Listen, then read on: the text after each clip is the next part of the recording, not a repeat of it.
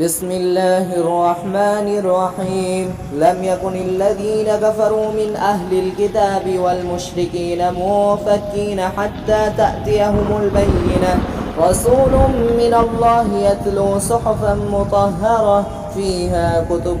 قيمة وما تفرق الذين أوتوا الكتاب إلا من بعد ما جاءتهم البينة وما أمروا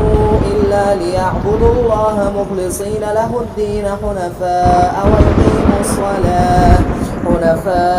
ويقيموا الصلاة ويؤتوا الزكاة وذلك دين القيمة إن الذين كفروا من أهل الكتاب والمشركين في نار جهنم خالدين فيها أولئك هم شر البرية إن الذين آمنوا وعملوا الصالحات أولئك هم خير البرية جزاؤهم عند ربهم جنات عدن تجري من تحتها الأنهار خالدين فيها أبدا رضي الله عنهم ورضوا عنه ذلك لمن خشي ربه.